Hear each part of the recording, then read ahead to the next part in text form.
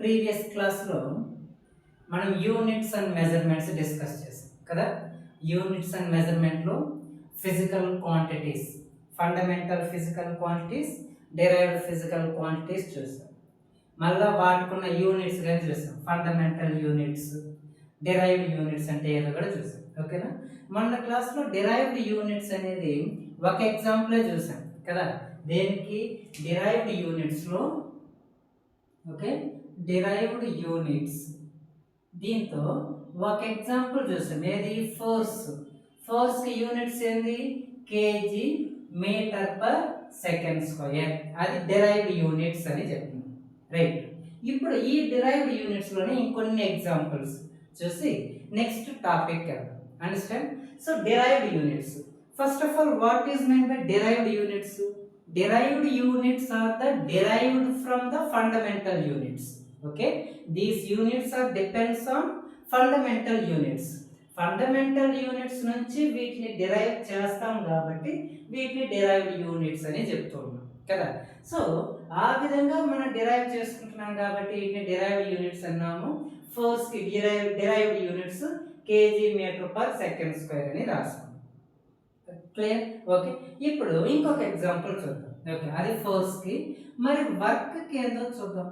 Work లేదా work done అంటాం. So వర్క్కి ఫార్ములా ఏంది?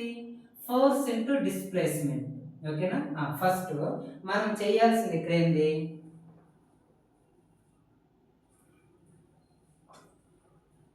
ఓకే, వర్క్కి మనం డెరైవ్డ్ యూనిట్స్ రాయాలి. డెరైవ్డ్ యూనిట్స్ రాయాలి అంటే కొన్ని కండిషన్స్ కావాలి అన్నాను. ఓకేనా. ఏ కండిషన్స్ అవి? ఫస్ట్ డెరైవ్డ్ యూనిట్స్ రాయాలంటే ఫస్ట్ ఇచ్చిన ఫిజికల్ క్వాంటిటీకి మనం ఫార్ములా రాయాలి. రైట్. ఒక ఇచ్చిన ఫిజికల్ క్వాంటిటీకి ఫార్ములా రాయాలి. సెకండ్ పాయింట్ ఏంది? ఆ ఫార్ములాలో ఫండమెంటల్ ఫిజికల్ క్వాంటిటీస్ ఉన్నాయా లేదా చెక్ చేయాలి. ఓకేనా. ఏంది? మనం ఇచ్చిన ఫిజికల్ క్వాంటిటీ ఇచ్చారు, దానికి ఫార్ములా రాస్తాము. ఆ ఫార్ములాలో ఫండమెంటల్ ఫిజికల్ క్వాంటిటీస్ ఉన్నాయా లేదా చూస్తాం. ఫండమెంటల్ ఫిజికల్ క్వాంటిటీస్ ఉంటే డైరెక్ట్గా వాడుకుండే యూనిట్స్ సబ్స్టిట్యూట్ చేస్తాం. లేదు అంటే ఆ ఫార్ములాని మళ్ళీ ఫండమెంటల్ యూనిట్స్గా మనం కన్వర్ట్ చేయాలి.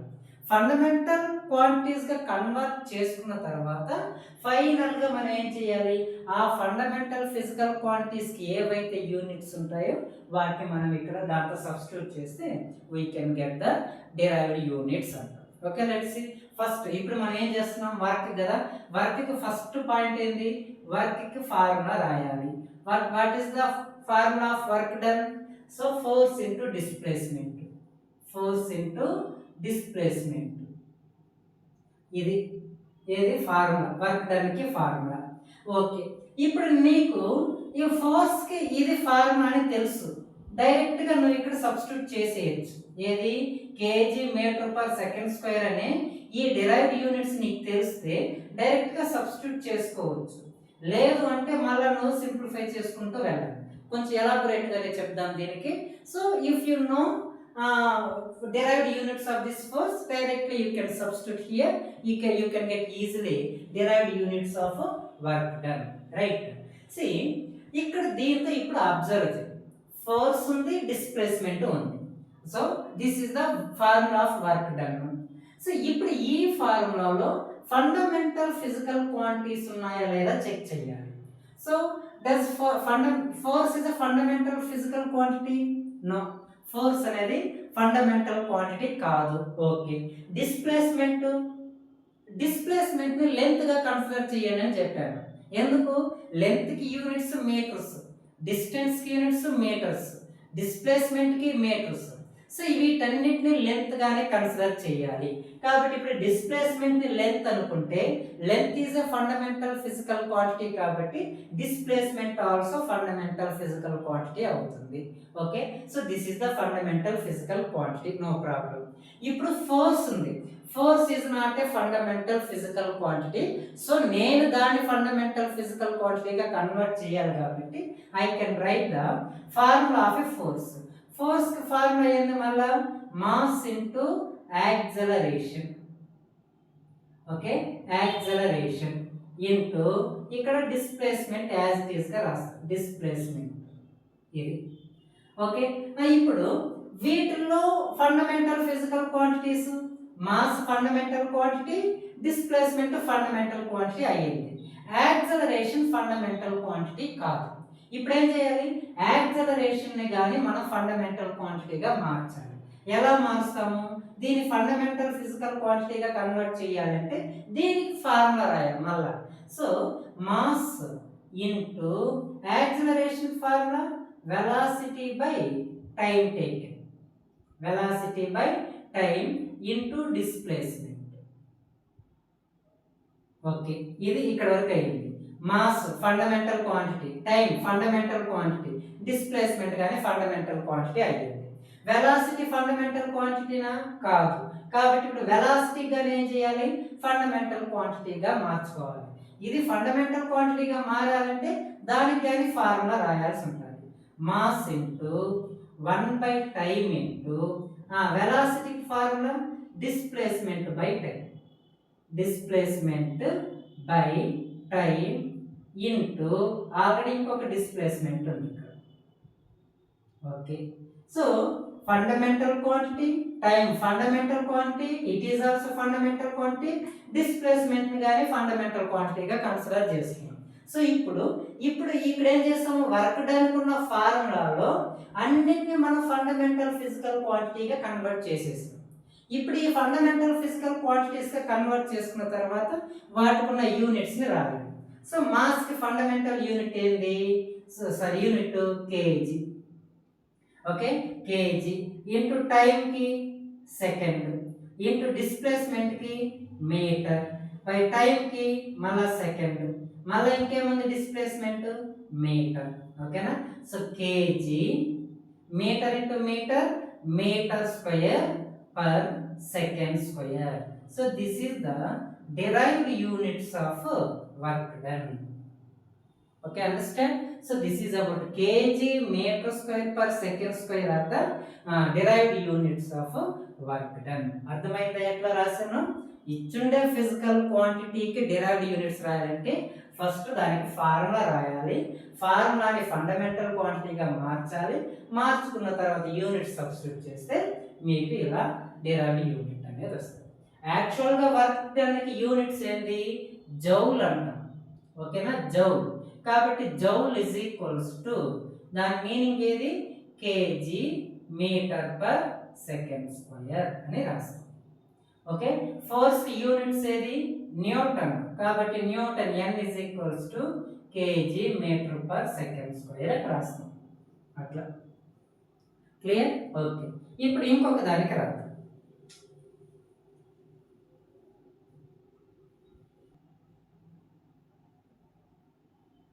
మొమెంటంకి రాస్తాం. మొమెంటంకి ఫార్ములా ఫస్ట్ ఫార్ములా రాయాలి.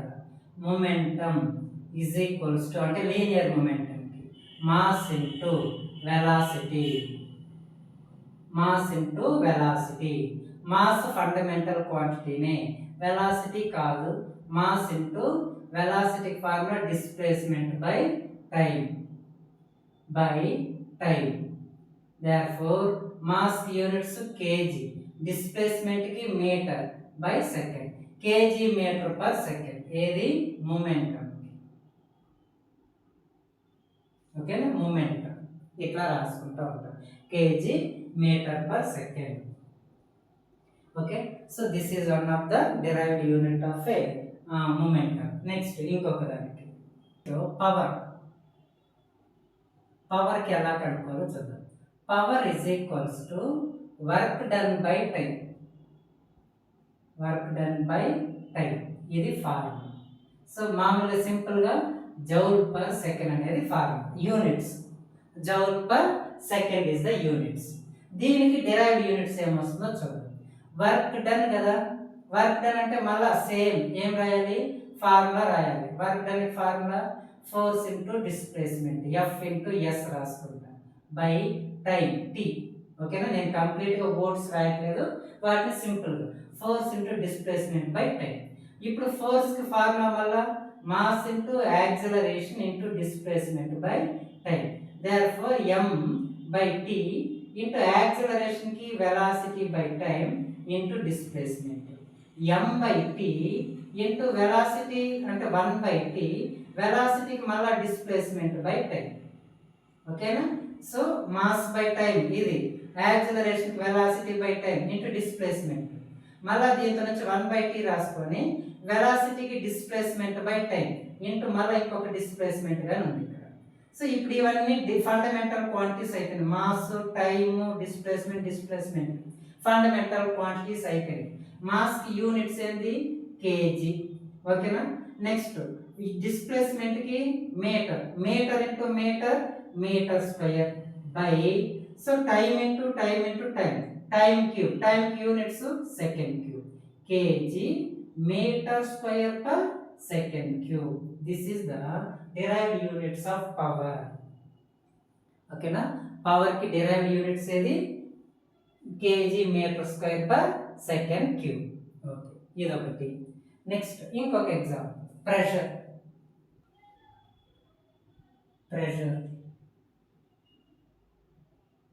Pressure formula P is equals to force by area.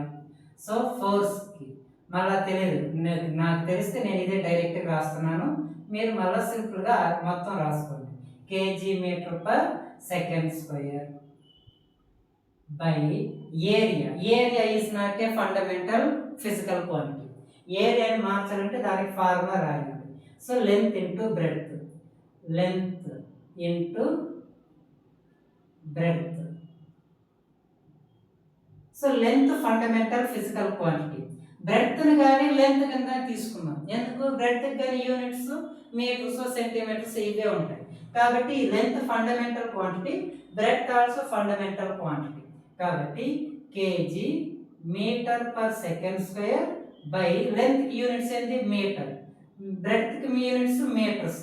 So therefore KG metre per second square into 1/m square. 1 ఇక్కడ ఇది m స్క్వేర్ వస్తుంది, న్యూమరేటర్కి వెళ్తే 1/m స్క్వేర్ అవుతుంది.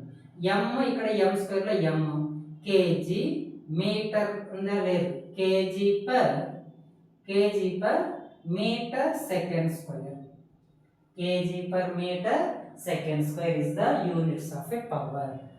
రైట్? సో ఈ విధంగా మనం ఏం చేయాలి? derived యూనిట్స్ని మనం క్యాలిక్యులేట్ చేసుకుంటూ రావాలి. Okay, so this is about derived units ఇక్కడ వరకు. సో ఈ విధంగా మనం తెలియని దానికి ఏం చేయాలి? ఫార్ములా రాసుకుంటూ చేసుకుంటూ పోవాల్సిందే, ఇంతే.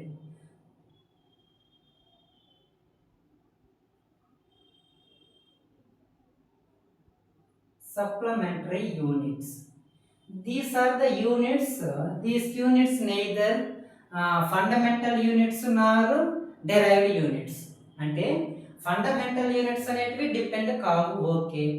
డిరైవ్డ్ యూనిట్స్ అంటే ఫండమెంటల్ యూనిట్స్ పైన డిపెండ్ అయ్యి వాటిని డిరైవ్ చేసుకుంటున్నాం. ఓకే.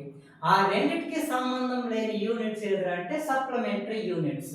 ఇది ఓల్డ్ టైప్ ఆఫ్ యూనిట్స్. ఏది? ఎస్ఐ యూనిట్స్ ని కనబెట్టక ముందుగా దీన్ని వాడేవాళ్ళు సప్లిమెంటరీ యూనిట్స్ అనేసి. ఆ సప్లిమెంటరీ యూనిట్స్ లో ఉండే చాలా యూనిట్స్ ఏం చేశారు? ఎస్ఐ యూనిట్స్ కిందకి పంపించేశారు. ఓన్లీ కొన్ని యూనిట్స్, ఒక 2 యూనిట్స్ ని ఏం చేశారంటే సప్లిమెంటరీ యూనిట్స్ కింద చదువుతూ ఉన్నాం. ఆ 2 యూనిట్స్ ఏదిరా అంటే plane angle, okay, plane angle, రెండోది సాలిడ్ యాంగిల్ అంటాం. ఈ రెండింటినే సప్లిమెంటరీ యూనిట్స్ గా చదువుతున్నాం. ఇంకా మిగిలినన్నింటినీ దేని కింద చదువుతున్నాము? ఏదర్ ఫండమెంటల్ ఆర్ డిరైవ్డ్, వాటిని కలిపి ఎస్ఐ యూనిట్స్ కింద చదువుతున్నాం. సప్లిమెంటరీ యూనిట్స్ రెండు కాని యూనిట్స్ ఇది. అంటే supplementary units, these units neither fundamental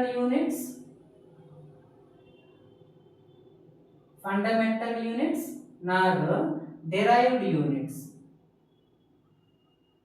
Okay, derived units. These are the old type of units. So first one, plane angle ante edo chudam. Plane angle ante, for example, idoka line anuko, oka line, oka circle anuko. ఇదొక line. ఈ line ఇక్కడ నుంచి ఇక్కడ వరకు వెళ్ళింది. ఎక్కడ వరకు ఇక్కడ వరకు వెళ్ళింది. ఓకేనా, ఇక్కడ ఉన్న యాంగిల్ని ఇలా రొటేట్ అవుతూ ఉంది. ఎంత రొటేట్ అవుతుందంటే ఇట్లా, దీని ఆర్క్ అంటాం. లైన్ ఇలా తిరుగుతూ వెళ్తా ఉంది. అది సర్కిల్ ఫామ్ చేస్తే సర్కిల్ అంటాము. ఈ ప్లేస్ నుంచి ఇక్కడ ఈ పాయింట్కి వెళ్ళింది కాబట్టి ఈ లైన్ చూసారా, ఈ కర్వ్డ్ పాత్ని దాని ఆర్క్ అంటాం. ఓకేనా, ఆర్క్ని డిఎస్ అనుకున్నాం. ఆర్క్, ఈ ఆర్క్ ఈ సెంటర్ దగ్గర మనకి ఎంత యాంగిల్ చేస్తుందంటే డి థీటా యాంగిల్ని మేక్ చేస్తుంది అనుకున్నాం. ఓకేనా, డి థీటా యాంగిల్. దానికి ఉన్న రేడియస్ ఎంత అంటే ఈ లైన్ రేడియస్ ఇక్కడ నుంచి ఇక్కడ వరకు పాయింట్ రేడియస్ డి, ఏది ఆర్. Okay, are.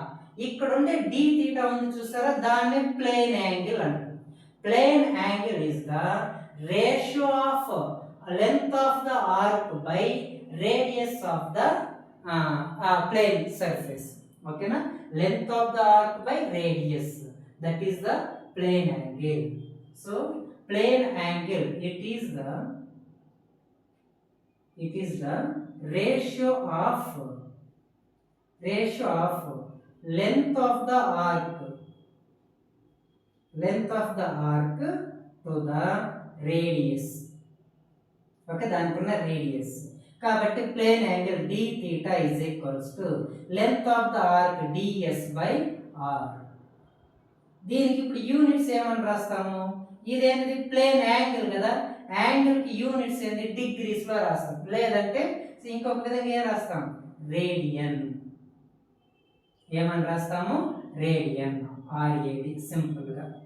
ఓకేనా, ప్లేన్ యాంగిల్కి యూనిట్స్ ఏంటి రేడియన్. అర్థమైందా, అది plane angle. Next solid angle అంటే ఏంటో చూద్దాం.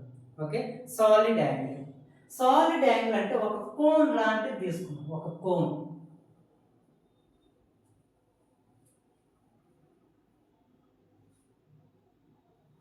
ఓకే, ఒక కోన్ అంటే ఇదే విధంగా ఉంటుంది.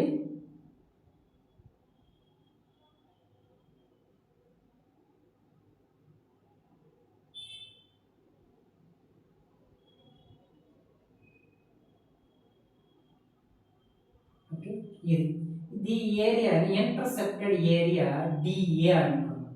ఈ ఏరియా ఇక్కడ ఈ ఏరియా ఇక్కడ కొంత యాంగిల్ ఇలా మేక్ చేస్తుంది చూసారా, అంటే ఇది కోన్ అనమాట, నాట్ ఏ టూ లైన్స్, మొత్తం ఒక 3D షేప్ లైన్ అనమాట, మొత్తం గ్యాప్ లోపల గోల్గా ఉందన్నమాట అలా. ఓకేనా, అంటే దాన్ని ఎట్లా చేయొచ్చు అంటే ఇట్లా. ఓకేనా, సో ఇది మొత్తం ఒక ఏరియా, ఇది మొత్తం ఈ ఏరియా మొత్తము ఇక్కడ కొంత యాంగిల్ మేక్ చేసి ఉంటుంది, ఇట్లా ఇలా ఉంది కదా. ఈ ఏరియా మొత్తం ఇక్కడ కొద్దిగా లోపల యాంగిల్ మేక్ చేసి ఉంటుంది కదా, ఇట్లా. ఇది సాలిడ్ యాంగిల్ అంటాం. ఇక్కడ దీంతో ఉండే angle it is not a two lines, 2D figure, చూడడానికి 2D ఫిగరే, కాకపోతే ఇక్కడ 3 డైమెన్షన్స్ ఇట్లా తీసుకోవాలి. ఇది బిగ్ ఏరియా, అది ఇంటర్సెప్టెడ్ ఏరియా అంటాం. ఈ ఏరియా ఈ ఇక్కడ మేక్ చేసిన యాంగిల్ ఏమంటామంటే దాన్ని సాలిడ్ యాంగిల్ అంటాం. ఇక్కడ లోపల మేక్ చేసినది సాలిడ్ యాంగిల్ అంటూ ఉంటాం. ఆ సాలిడ్ యాంగిల్ని దీన్ని డి ఓమ్తో రిప్రజెంట్ చేస్తాం. దానికి ఉన్న రేడియస్ ఇంకా 6. ఓకే, దానికి ఉన్న రేడియస్ 6. సాలిడ్ యాంగిల్ అంటే the ratio of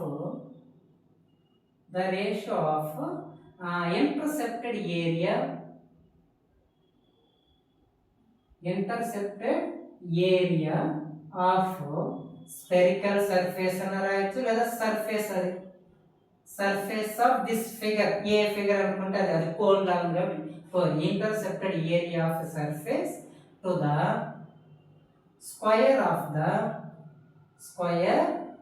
the radius. ఓకేనా, surface of a spherical surface అని రాసుకున్నాం. Area of a spherical surface. Sphere లో ఇది కొంత అని అనుకోండి, అట్లా ఇది కొద్దిగా ఒక పెద్ద స్పియర్ లో ఇది కొంత సైడ్ ఇట్లా ఉందని, ఇట్లా ఉంది. Spherical surface is to the square of the radius.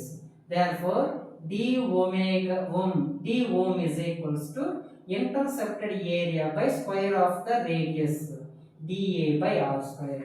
దీనికి యూనిట్స్ స్టెరాడియన్. ఏంటది స్టెరాడియన్ అంటూ ఉంటాం. Okay, solid angle the ratio of the intercepted area of spherical surface to the square of the radius d ohm is equals to dA by r square. ఓకేనా, r square దానికి units ఏం రాస్తున్నాము steradian అంటూ ఉన్నాం. These two are the supplementary units అంటూ, right? అర్థమైంది ఇక్కడ వరకు? సో ఇది ఈ క్లాస్లో నేర్చుకున్న derived units, supplementary units. Clear? Okay, thank you.